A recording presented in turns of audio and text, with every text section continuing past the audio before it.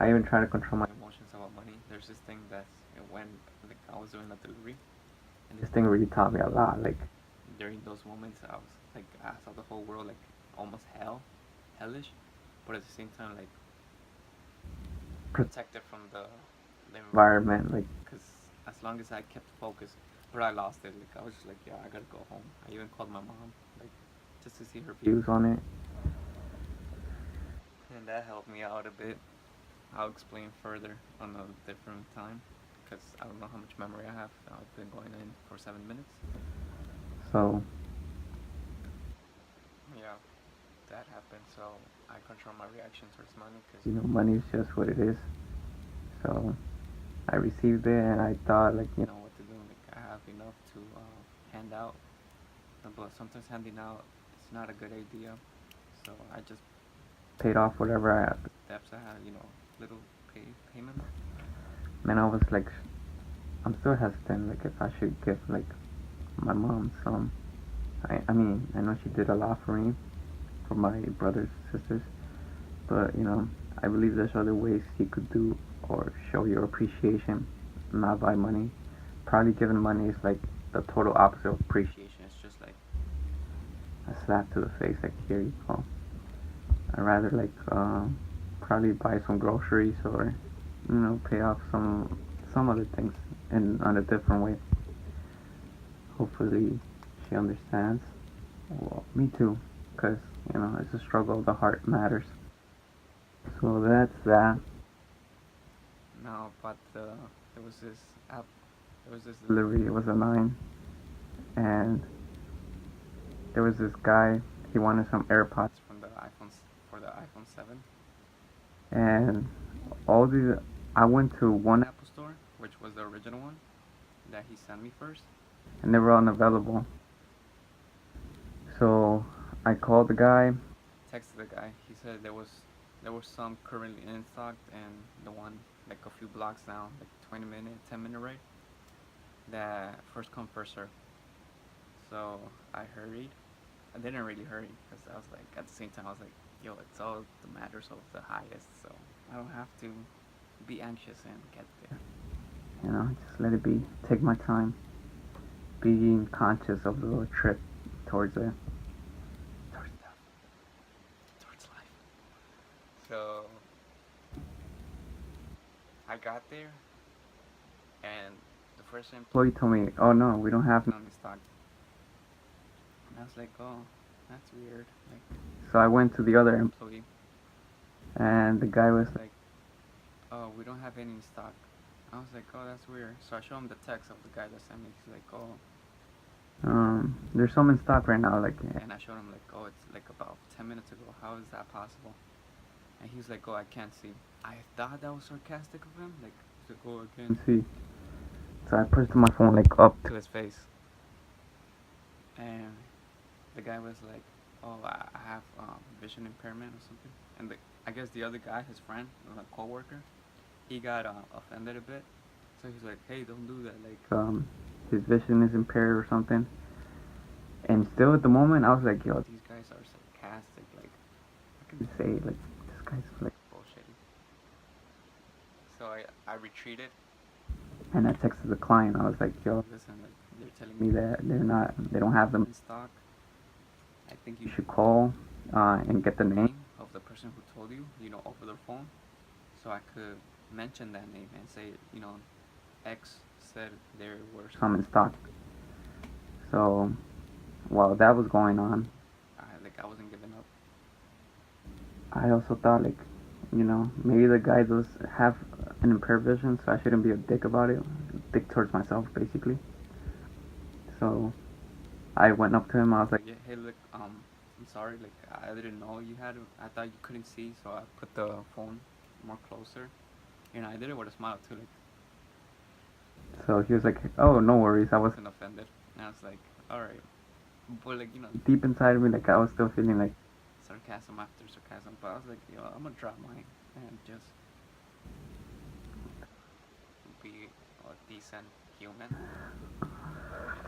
So that was through. So the guy texts me. He's like, "Oh, Jay, the manager. he's there. So I used that name. I was like, oh, this time I went to a completely different employee because I don't know if they were like avoiding or something. Like they might avoid me, like, oh, we just told you there's not in stock. So I went to a different one just to avoid anything. Being water, free running water.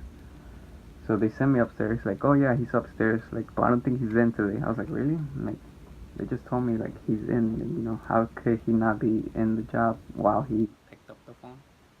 So I went upstairs, and I asked, like, listen, like,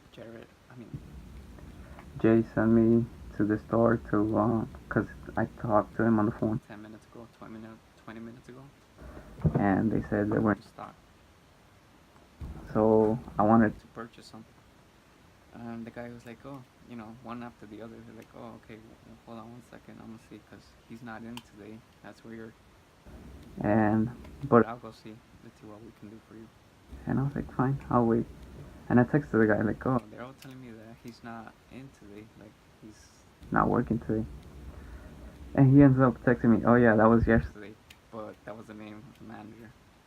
But consciously knowing that, like, I was like, all right, no panic, no anxious. Like, at the time I was just determined because it was been like an hour already. I was like, they have some in here, they just don't want to like give it up yet. So I was also thinking, like, you know, a few thoughts, like, when you cancel an order you get payment, you know, that came to my mind more too. Like, the longer it went, I was just gonna tell the guy to cancel it and I'll get paid. But that was like really greedy, selfish, so I tried not to pay attention too much to those vibes. So I was like, you know, let's just do the right thing and get it, see if I could get it. And I was playing a lot of like hold on my emotions. So I was waiting and waiting, and the guy kept on coming back like, oh, like, you know, I was like, oh, give me a second, like, you know, I'm still like texting. I was on the phone too, calling the store while being in the store to see if they would tell me like, oh, yeah, we have them in stock, you know. And I was like, oh, really? Because I'm here, like, that would be perfect if I could just buy them. I was texting the guy like to call them on the same time too, so we were both on hold. And to see, maybe I was thinking too, like, Apple is weird, like, it's just a business tactic, like, they'll tell people they have it so they could come real quick. And, you know, whatever, like, it was just going, like, my mind was rambling on. So I was like, if they have them, then we capture them, like, on the spot. And if they don't have them and we tell them we're here, if they say they have them and we tell them we're here, we'll catch them on the bluff. So I spoke to a representative. He spoke to the same representative after like being like for like 30 minutes on hold. And this guy, let's call him L, he was really patient with me. Like I could see, like, you know, like things were hesitant, but like, you know, we kept both, him and me, kept ground. So they tell us like he tells me like he got the same no that they're out of stock, and I kept on telling them like that's weird because about 20 minutes ago we called and like they told us there were some in stock. So he gets a no, I get a no. But he mentions that there's two shipments, like one in the night and one in the midday. And he was like, maybe you could ask him, like, if he could wait around for the next shipment. And I was like, yeah, like, I don't mind waiting. I'm already waiting for like 2 hours. So I tell him about it. And wait, yo, whew. Like in the meantime, while being on hold and like being by myself, like I got into a staring contest with like some guy, like, and I held my stare, just like staring, like, cause he was staring at me, so. But like it feels like sometimes like aggressive. So like after like a good 20 seconds, I just looked away. I was like,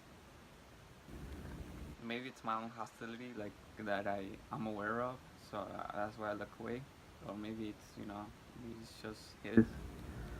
But ultimately, you know, it's because of me. So I looked away and I was thinking like violent thoughts, like 2016 is just a number and like everything seems so technological. They even took my email down. I got paranoid of that. It's like Big Brother type shit. Like everything's like seen. I have a knowledge of some cameras, but like technology, who knows that these walls are touch screen, you know, like. So I got like paranoid, scared. I let that go too, you know, like whatever.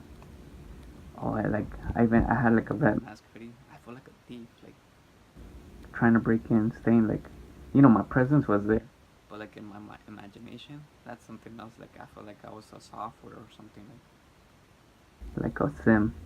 They can't see me, but I'm there like trying to hack, like, you know, it just takes time to crack the code, and you know, ka-ching, get it and leave, like hacking with the guy. The client's name is also like my name, like a nickname. So it felt like weird. So like I got too deep into my mind. I got out though. Like I was like, it's too much sometimes. Like what I think about, and if I immerse myself into that world, it's good. Cause from that I also get like some artworks, ideas, and all that. But it's not good to like believe, cause beliefs are strong. That's when I started. Like that's where the hell feeling came from too. You know that it's Satan's world and surrounded by demons. And, like I'm a demon myself, but like there's bad, like evil, more evil. There's always gonna be higher evils and lower evils you could take advantage or be taken advantage of. But also there's a realm of light, like an angel, like in learning. Also demon, half breeds, whatever you want to call it, like humans, non-existing, existing. But you know, it's all learning. It's all going by.